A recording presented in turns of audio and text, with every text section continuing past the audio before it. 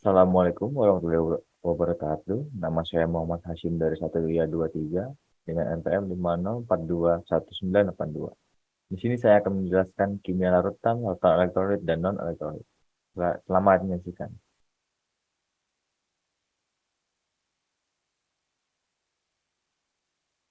Nah, materi yang akan saya bacakan adalah yang pertama, mengetahui apa yang dimaksud dengan kimia larutan, mengetahui fungsi larutan elektrolit dan non-elektrolit, dapat membedakan larutan elektrolit dan kuat dan lemah, serta larutan non-elektrolit.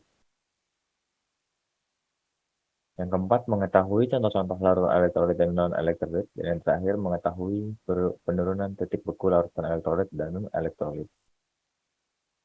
Nah, di sini ada peta konsep dari materi.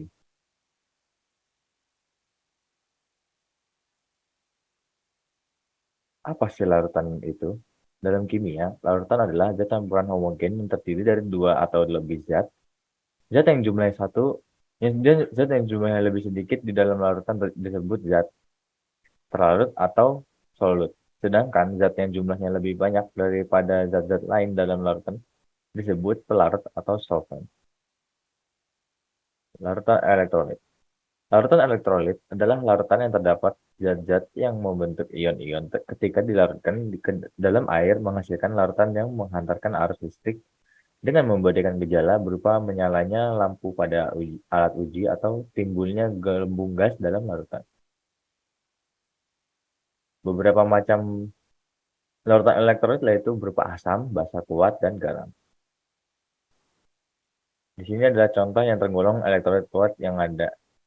Ya, ini ada asam kuat, basa golongan alkali dan alkali tanah, dan garam-garam yang mempunyai kelarutan tinggi.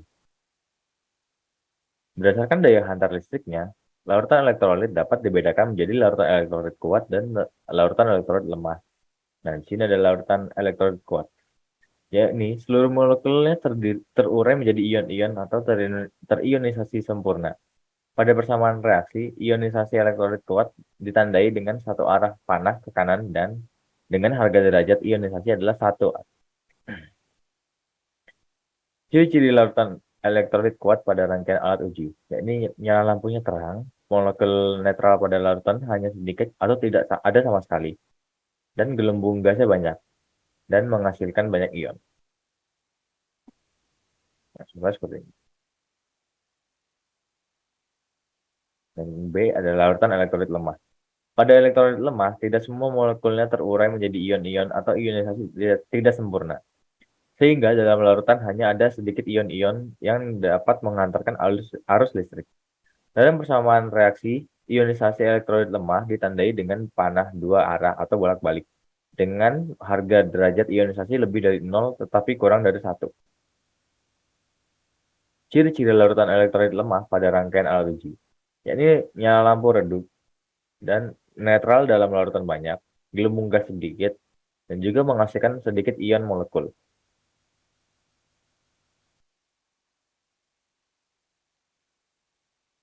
Nah, di sini ada yang tergolong dalam elektrolit lemah. Ya, ini ada contoh asam lemah nih, basa lemah, dan garam-garam yang sukar larut.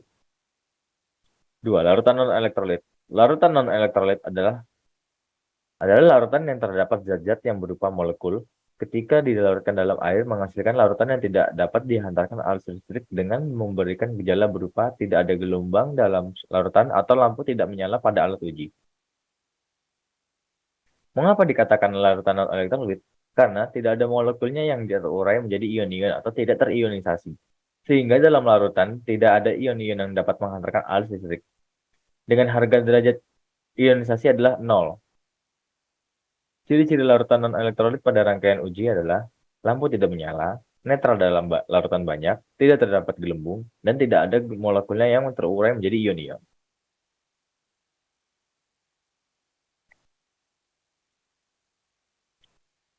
Yang berikut adalah contoh larutan yang tergolong non-elektrolit.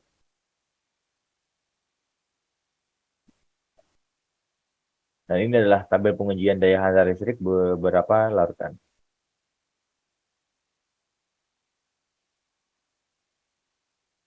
Dan ini adalah peta konsepnya.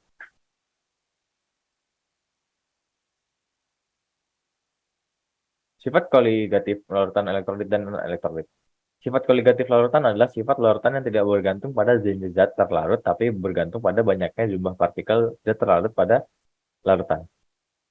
4 sifat koligatif yang berhubungan dengan larutan. Yang pertama, penurunan tekanan uap atau delta P. Yang kedua ada penurunan titik beku atau delta TF. Yang ketiga ada kenaikan titik didih. Dan yang terakhir ada tekanan osmotik. Penurunan titik beku. Titik beku suatu zat cair adalah suhu di mana tekanan uap zat cair sama dengan tekanan uap pelarut murninya. Selisih antara titik beku larutan dengan titik beku pelarut murninya disebut penurunan titik beku larutan. Pertama, larutan non-elektrolit. Besarnya penurunan titik beku pada larutan bergantung pada kemolalannya semakin besar. Semakin besar kemolalan larutan, titik beku larutan semakin turun.